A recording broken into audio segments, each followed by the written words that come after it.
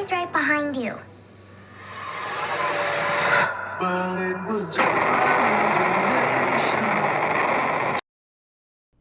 Movies don't irritate me, but Imaginary did. And it seems like they couldn't figure out who their audience was, whether it was for children because it was too boring, and if it was for adults, it was too cliche. I mean, literally, it's the bingo of cliche after cliche after cliche, and I just couldn't take it. But I went through it hoping for some type of redemption that unfortunately never came.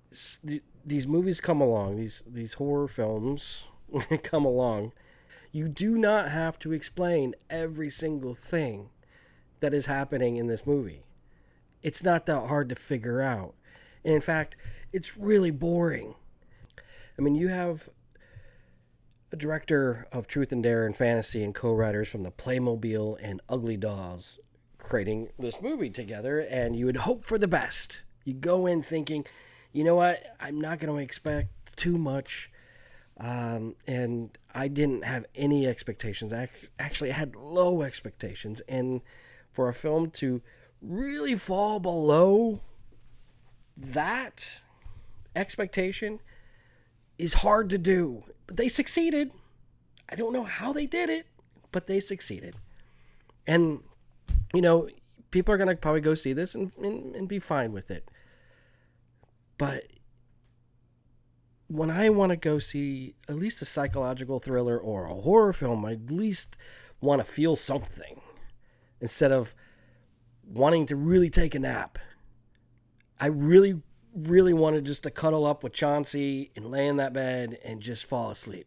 That's all that was the motivation that I got from that film. Blumhouse has this, touch and go type of relationship. They make great movies such as, recently Black Phone, and they do have some good stuff on their roster. I mean, the Blumhouse makes movies like The Black Phone, and you are encouraged that things are going to be okay with them, and then something like this comes along. Or even last year's Megan was a lot of fun, and I had no expectations going into that, but we all had a good time, didn't we? And most of all, I mean, there's movies that are so bad they're good. I mean, shoot, I'm wearing a Jaws 3D shirt. We celebrate those types of movies.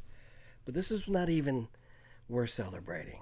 I mean, if anybody is up at 11 o'clock at night, or, past 9, I'm old, and they're watching this movie, they're ultimately just going to fall asleep.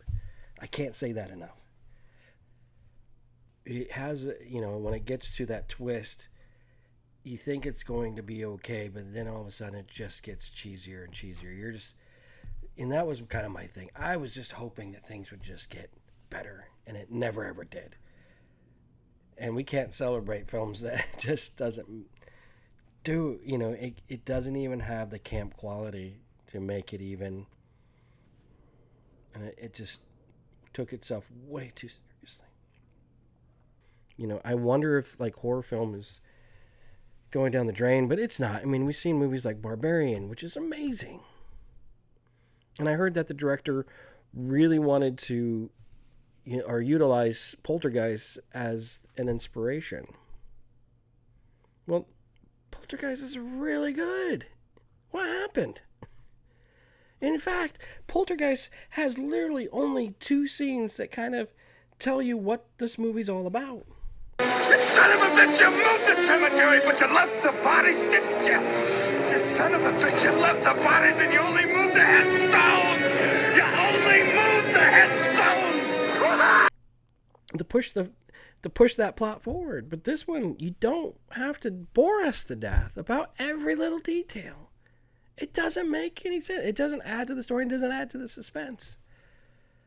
So, anyway, I think I'll leave you with this before I get too mad. What they say in screenwriting and films is best to show and not tell. And for this movie, it was better to be just left for the imagination.